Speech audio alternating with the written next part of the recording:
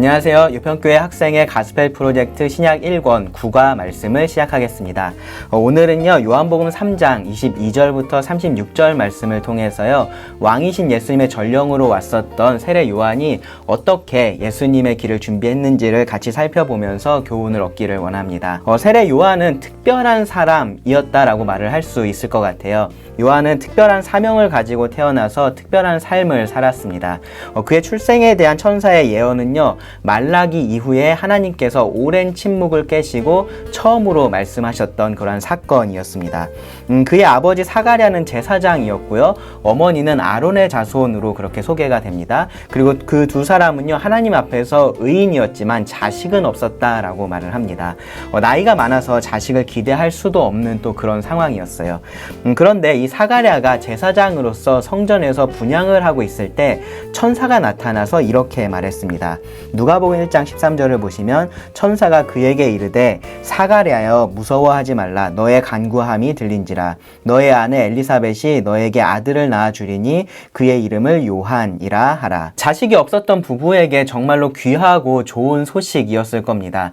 그의 출생이요, 이 요한의 출생이 그들에게 기쁨이 되었을 거예요. 그런데 천사는 그 이상을 또 말을 합니다. 14절부터 16절을 보시면 너도 기뻐하고 즐거워할 것이요 많은 사람도 그의 태어남을 기뻐하리니 이는 그가 주 앞에 큰 자가 되며 포도주나 독한 술을 마시지 아니하며 모태로부터 성령의 충만함을 받아 이스라엘 자손을 주 곧 그들의 하나님께로 많이 돌아오게 하겠음이라. 성경의 역사를 보면요, 한 사람의 출생이 많은 의미를 담고 있을 때가 종종 있습니다. 이 요한의 탄생도 그러했습니다. 요한은 그의 부모에게 당연히 큰 기쁨이 됐겠지만 그것 이상으로 많은 사람들에게 궁극적인 기쁨을 가져다 줄 거다라고 천사가 말을 했습니다. 그는 이스라엘 자손을 그들의 하나님께로 돌아오게 하는 그러한 역할을 할 것이기 때문이었습니다. 더구나 요한의 이런 역할은요, 구약에 예언된 것이기도 했어요. 누가복음 1장 17절을 보시면 그가 또 엘리야의 심령과 능력으로 주 앞에 먼저 와서 아버지의 마음을 자식에게 거스르는 자를 의인의 슬기에 돌아오게 하고 주를 위하여 세운 백성을 준비하리라.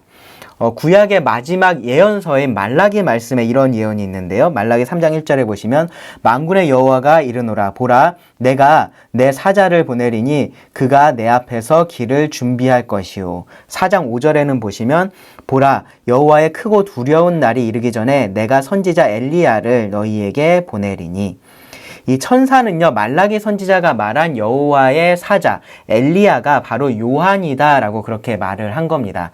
메시아이신 예수님을 제외한 어떤 사람도요, 이렇게 오래된 예언에 따라서 기적적으로 태어난 경우는 없습니다. 구약에서 이런 비슷한 기대를 가지고 태어났었던 사람이 있어요. 혹시 생각나는 사람 있으신가요? 네, 삼손입니다. 삼손. 이 삼손의 출생도요, 요한처럼 기적적이었고요. 그는 나면서부터 나실인으로서 하나님에게 바쳐졌었던 그런 사람이었습니다. 그가 태어났을 때 이스라엘은 정말로 한없는 죄의 어둠 속으로 빠져 들어가고 있었던 그러한 상황이었습니다. 여호와의 사자가 삼손의 출생을 예고하고 그의 사명을 말해주는 그 장면은요, 그렇기 때문에 많은 기대를 가지게 합니다. 그런데 삼손의 실제 삶은 그러한 기대하고는 전혀 달랐었죠. 그는 자신의 사명을 알았지만 그 사명을 따라서 살기를 거부했습니다. 그의 사명을 위해서 주어졌던 그 특별한 힘은요, 자기 눈에 좋은 대로 그렇게 살아가는 데만 사용이 되었습니다. 삼손에 대한 그러한 기대는요, 실망과 안타까움으로 변하게 됩니다. 그런데 요한은 그렇지가 않았어요. 요한은요, 자기 사명을 잘 알았고요, 정확하게 그 사명을 따라서 살았습니다. 그의 성장에 대해서 성경은 이렇게 기록을 했어요. 누가복음 1장 80절을 보시면 아이가 자라며 심령이 강하여지며 이스라엘에게 나타나는 날까지 빈들에 있으니라. 그리고 마침내 요한이 이스라엘에게 나타났을 때 그는 엘리야와 같은 외형을 하고요, 광야에서 회개하라, 천국이 가까이 왔느니라 라고 그렇게 외쳤습니다. 아무도 없는 곳에서 그냥 혼자 그렇게 외쳤었던 것이 아니에요. 마태복음 3장 5절 6절을 보시면 이때에 예루살렘과 온 유대와 요단강 사방에서 다 그에게 나와 자기들의 죄를 자복하고 요단강에서 그에게 세례를 받더니. 정말로 많은 사람들이 요한에게 나왔고요. 스스로 죄인임을 인정을 하면서 회개하는 그런 역사가 일어났던 겁니다. 그런 큰 역사가 있었던 겁니다. 천사의 말처럼 많은 사람이 하나님에게로 돌아오는 그러한 역사가 이 요한을 통해서 일어났었던 겁니다. 이렇게 요한은요, 사람들에게 인기를 얻고 있었어요. 그런데 그렇다고 해서 요한이 사람들이 듣고 싶어하는 말만 했냐? 그런 건 아니었습니다. 그는요, 진리를 선포했습니다. 사실을 말했어요. 특히 바리새인과 사두개인들이 그에게 왔을 때 그는 이렇게 담대하게 그들을 책망하기도 했습니다. 마태복음 3장 7절부터 9절 보시면 요한이 많은 바리새인들과 사두개인들이 세례받는 대로 오는 것을 보고 이르되 독사의 자식들아 누가 너희를 가르쳐 임박한 진노를 피하라 하더냐. 그러므로 회개에 합당한 열매를 맺고 속으로 아브라함이 우리 조상이라고 생각하지 말라. 내가 너희에게 이르노니 하나님이 능히 이 돌들로도 아브라함의 자손이 되게 하시리라. 그리고 무엇보다 요한은요, 메시아의 전령으로서 자기 역할에 충성했습니다.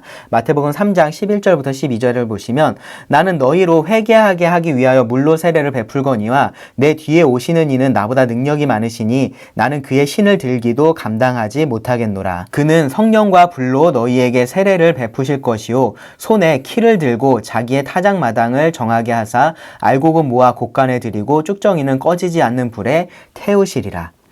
요한은 사람들의 인기를 얻으려고 하지 않았었던 겁니다. 사람들이 자기를 따르고 좋아해 주기도 바라지 않았습니다.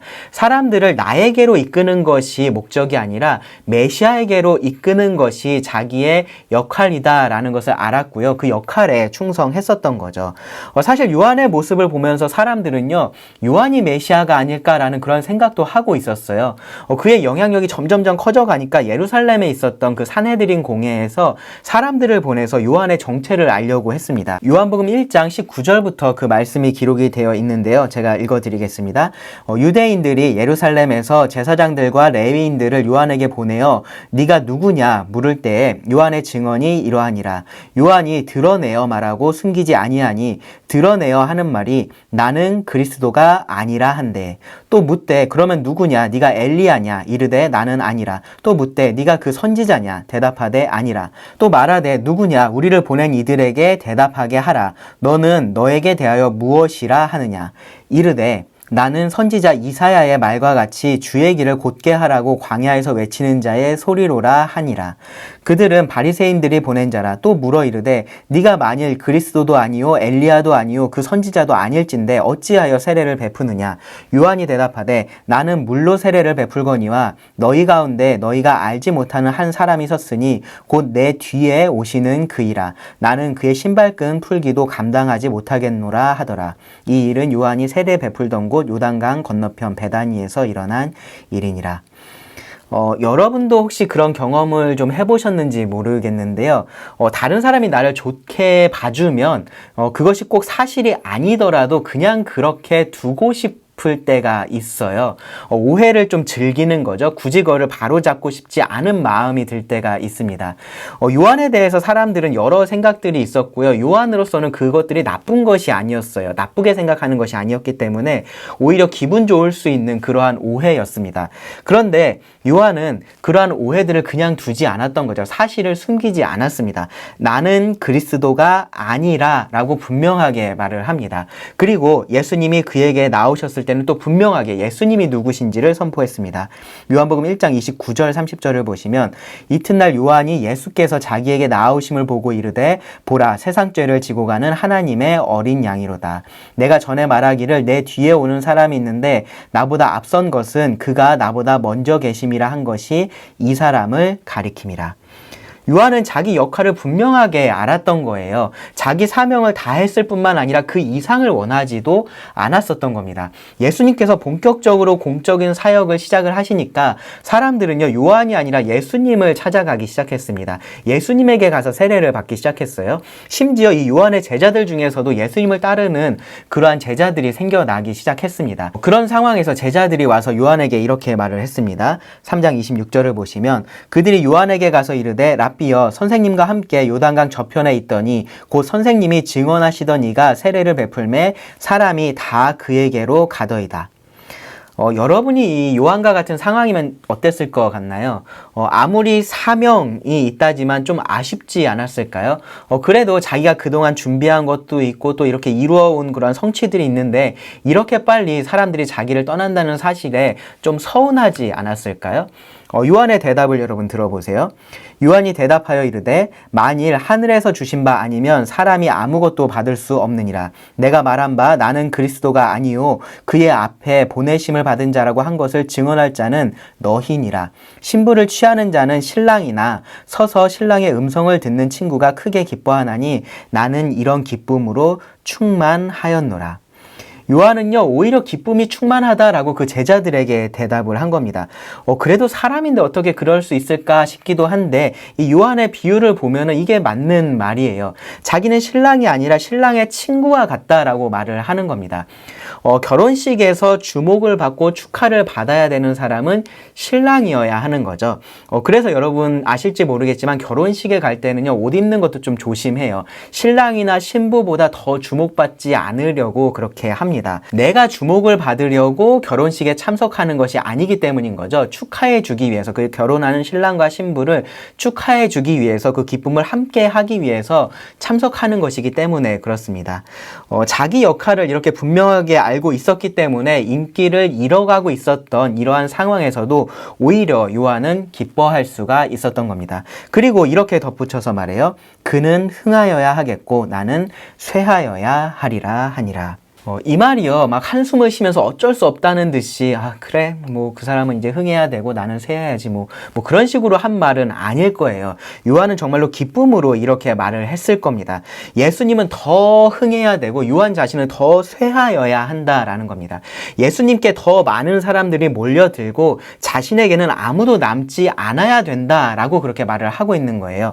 요한의 사명에 대해서 이 요한복음 초반에 보면은 이렇게 기록이 되어 있어요. 요한복음 1장 6절부터 8절을 보시면 하나님께로부터 보내심을 받은 사람이 있으니 그의 이름은 요한이라. 그가 증언하러 왔으니 곧 빛에 대하여 증언하고 모든 사람이 자기로 말미암아 믿게 하려 함이라. 그는 이 빛이 아니요 이 빛에 대하여 증언하러 온 자라. 요한은 빛이 아니라 빛을 증언하라고 하나님께서 보내신 그러한 사람이었던 거죠. 자기를 믿게 하는 것이 아니라 자기로 말미암아 빛이신 예수님을 믿게 하는 것이 요한의 사명이었습니다. 그의 역할이었습니다. 여러분, 대낮에 촛불을 켜면 잘 보이지 않겠죠? 근데 그 촛불을 밝게 만드는 방법이 뭘까요? 촛불을 여러 개 더 켜는 것이 방법이 될 수도 있지만 가장 확실한 건 뭐냐면은 다른 광원들, 다른 불을 다 끄는 거예요. 커튼이나 블라인드 같은 것을 쳐서 햇빛을 차단을 하고 방에 등도 끄고 하면은 이 촛불이 보이는 겁니다. 예수님도 흥하고 나도 흥하면 좋은 거 아니야? 그런 생각이 인간적으로 들 수 있겠죠. 근데 요한은 그렇지 않다라는 것을 알고 있었던 거예요. 예수님이 흥하시기 위해서는 나는 반드시 쇠하여야 한다라고 그렇게 말을 합니다. 그러한 삶의 태도를 가지고 요한은 살고 있었던 겁니다. 그렇기 때문에 그 사실에 대해서 슬퍼하지 않았습니다. 우리말 번역에는 뉘앙스가 그렇게 강하지 않은데요. 요한은 반드시 그렇게 되어야 한다. 영어로는 must인 거죠. 반드시 그렇게 되어야 한다라고 말을 했습니다. 그것이 마땅하다라는 겁니다. 그리고 그 사실로 인해서 기뻐했습니다. 요한이 이렇게 반응할 수 있었던 이유는요, 자기에 대한 어떤 자존감이 낮아서가 아닌 거예요. 나 같은 거 아무런 짝에도 쓸모 없으니까 예수님이 더 잘 되셔야지, 그런 생각을 가지고 이렇게 말한 것이 아니다라는 겁니다. 오히려 요한은요, 사람들을 예수님께로 인도하는 그러한 역할을 자기가 감당하는 것에 만족했던 거고요, 기뻐했던 겁니다. 그가 그렇게 할 수 있었던 이유는 예수님이 누구신지를 또한 정확하게 알고 있었기 때문이에요. 요한복음 3장 31절부터 34절을 보시면 이렇게 말을 했습니다. 위로부터 오시는 이는 만물 위에 계시고 땅에서 난 이는 땅에 속하여 땅에 속한 것을 말하느니라. 하늘로부터 오시는 이는 만물 위에 계시나니 그가 친히 보고 들은 것을 증언하되 그의 증언을 받는 자가 없도다. 그의 증언을 받는 자는 하나님이 참되시다는 것을 인쳤느니라. 하나님이 보내신 이는 하나님의 말씀을 하나니 이는 하나님이 성령을 한량없이 주심이니라. 조금 이해하기 어려운 말씀일 수도 있지만요. 핵심은 뭐냐면은 예수님이 어디에서 오셨느냐라는 거예요. 요한은 예수님이 위로부터 오시는 이라고 그렇게 말을 했습니다. 그리고 이 표현은요, 니고데모가 예수님에 대해서 하나님께로부터 오신 선생이라고 표현했던 것을 생각나게 하죠. 위로부터 오시는 이라는 것은요, 34절에서 말하는 것처럼 하나님이 보내신 이를 또한 의미하기 때문입니다. 예수님은요, 만물을 주관하시는 분으로서, 그러한 하나님으로서 이 땅에 오셔서 하나님의 말씀을 전하셨습니다. 세례 요한은요, 그런 예수님께로 사람들을 인도하는 역할을 기꺼이 했었던 거죠. 즐겁게 했었던 겁니다. 그러면서 마지막으로 사람들의 선택을 촉구를 합니다. 요한복음 3장 36절을 보시면 아들을 믿는 자에게는 영생이 있고 아들에게 순종하지 아니하는 자는 영생을 보지 못하고 도리어 하나님의 진노가 그 위에 머물러 있느니라. 요한을 좋아하든지 싫어하든지 그것이 중요한 게 아닌 거죠. 그를 믿든지 믿지 않든지 그것도 중요한 게 아닌 겁니다.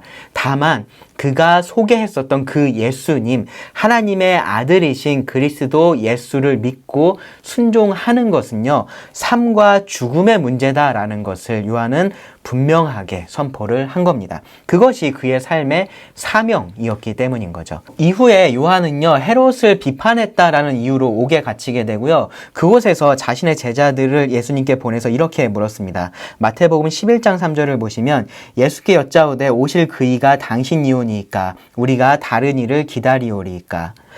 참 이상한 질문이죠. 예수님을 하나님께서 보내신 그리스도로서 가장 먼저 알아보고 또 그렇게 선포했던 사람이 바로 이 세례 요한이었잖아요.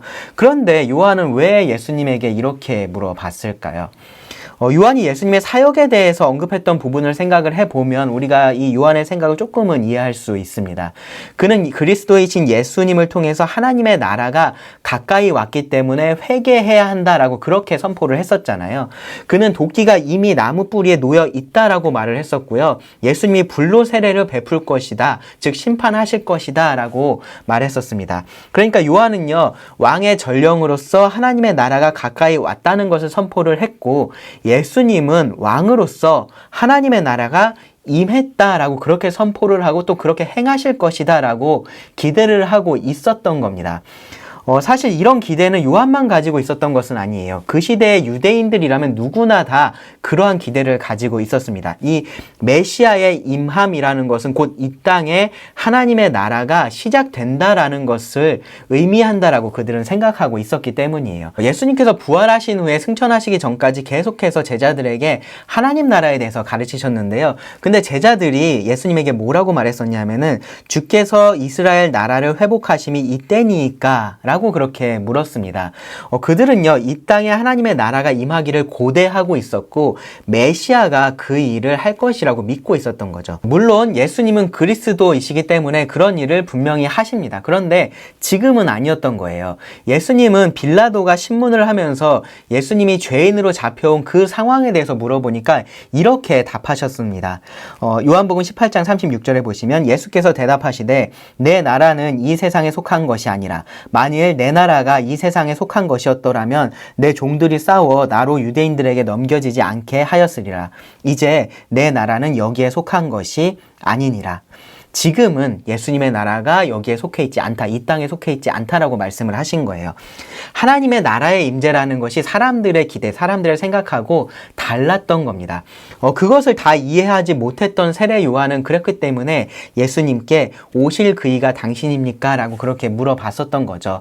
그런 요한에게 예수님은요, 이 구약의 예언들이, 메시아에 대한 그 예언들이 예수님을 통해서 이루어지고 있다라는 것을 다시 한번 일깨워 주셨습니다. 그리고 이 요한이 구약의 예언 메시아의 전령이다라는 것도 확인시켜 주셨습니다. 그리고 그런 요한을 큰 자다라고 그렇게 평가하기도 하셨습니다.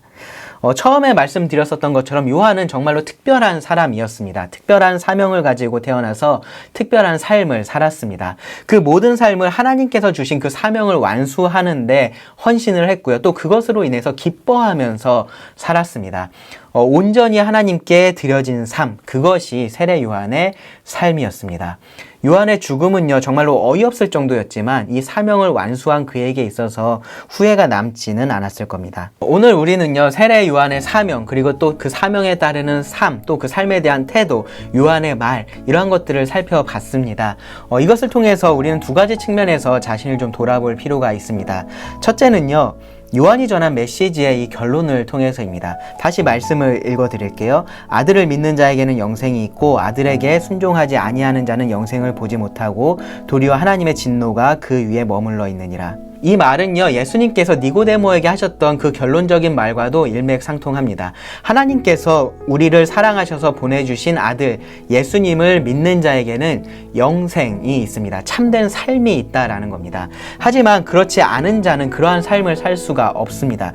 여전히 하나님의 진노가 그 위에 있고 심판을 경험하게 될 겁니다. 일시적인 심판이 아니라 영원한 심판입니다. 영벌입니다. 이것이 성경의 일관된 메시지입니다. 예수님은 당신을 사랑하십니다 라는 이 말이 이 기독교의 혹은 기독교 복음의 캐치프레이즈처럼 그렇게 사용이 되고 있지만, 그런데 이 말을 여러분 오해하시면 안 돼요. 예수님은요, 여러분을 사랑하십니다. 이것은 분명한 사실입니다. 그런데 여러분이 예수님을 믿지 않고 순종하지 않는다면, 여러분이 죄에서 돌이키지 않는다면, 회개하지 않는다면 여러분이 기대하는 그런 사랑의 예수님을 여러분이 경험하게 되지는 못할 겁니다. 이 말씀에서 말하고 있는 것처럼 진노가 여전히 여러분 위에 있기 때문에 그렇습니다. 여러분, 심판이 시작되면 그때는 이미 늦는 거예요. 늦었다고 생각할 때는 정말로 늦는 겁니다. 지금 예수님을 믿고 그 예수님과 함께 살아가시기를 선택하시기 바랍니다. 둘째로 이 요한의 삶과 또 사명에 대한 태도를 통해서 우리 자신을 좀 돌아봐야 됩니다. 요한은 빛이 아니라 빛에 대해서 증언하고 자기를 통해서 사람들이 그 빛이신 예수님을 믿게 하기 위한 그러한 사명을 가지고 보내심을 받았고요. 그러한 삶을 살았습니다. 요한은 정말로 조금 더 특별한 의미에서 그런 사명을 가지고 삶을 살았던 건데요. 좀 더 일반적인 의미에서 생각을 해보면은 예수님을 믿고 구원받은 사람은요, 누구나 다 똑같은 사명을 가지고 이 땅에서 살아갑니다. 그러한 사명으로 보내심을 받았다라고 말할 수 있습니다. 우리는 빛이 아니라 빛이신 예수님을 증언하는 그러한 사명을 받은 자들입니다. 그러니까 우리에게 있어서 가장 필요한 것은요, 내가 빛나는 것이 아니라 예수님을 빛나게 하는 거예요. 예수님을 흥하게 하는 겁니다. 그리고 그렇게 하기 위해서 나는 쇠해야 하는 거죠. 나는 사라져야 되는 겁니다. 다른 친구들의 무슨 인기를 얻기 위해서 착한 사람이 되려고 노력하는 것이 아니라 예수님을 전하기 위해서 우리가 선한 일을 하기 위해서 노력을 해야 되는 겁니다. 남을 돕는 것을 통해서 내가 얼마나 좋은 사람인지를 드러내고 스스로의 만족을 추구하고 그러한 것이 아니라요, 그것을 통해서 예수님의 사랑이 어떤 것인지를 세상 가운데 보여주는 것이 나의 목적이 되어야 한다라는 겁니다. 무엇을 하든지 마찬가지인 거예요. 내가 잘하는 것이 있고 남에게 칭찬받는 것이 있고 그러한 것들이 있다면 그것을 통해서 내가 아니라 궁극적으로 예수님이 드러나셔야 된다라는 겁니다. 이것은요, 우리들의 직접적인 말을 통해서도 가능할 겁니다. 우리가 드리는 감사를 통해서도 가능할 거고요. 우리들의 삶의 태도를 통해서도 가능합니다.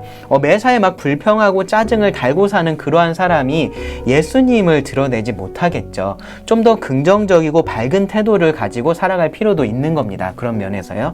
항상 기뻐하라, 쉬지 말고 기도하라, 범사에 감사하라, 이러한 명령에 우리가 순종을 할 때요, 그 모든 기쁨과 감사와 소망의 근원이 되시는 그 예수님을 드러낼 수 있는 겁니다. 그 예수님이 빛이시다라는 것을 우리가 나타낼 수 있는 거죠. 여러분, 한 주간 어떻게 내가 다른 사람에게 보여질지를 생각하시는 게 아니라요, 나를 통해서 예수님이 어떻게 보여질지를 한번 생각해 보시기 바랍니다. 그리고 내가 어떻게 그 예수님을 더 빛나게 할 수 있는지, 더 드러낼 수 있는지 생각해 보시고요. 꼭 실천해 보시기 바랍니다. 그럼 기도하고 말씀을 마치겠습니다. 하나님, 세례 요한을 통해 우리도 사명을 받은 자들로서 또 어떠한 삶을 살아야 하는지 돌아보게 하여 주셔서 감사합니다. 내가 인정받고 높임을 받는 삶이 기쁘고 가치 있는 그런 삶이 아니라 나를 통해서 하나님이 또 예수님이 인정받고 높임을 받으시는 그러한 삶에 참된 기쁨과 삶의 의미가 있음을 우리 모두가 잊지 않고 살아갈 수 있게 하여 주시기를 구합니다. 들은 말씀을 주님께 의지하며 예수님의 이름으로 기도드립니다. 아멘.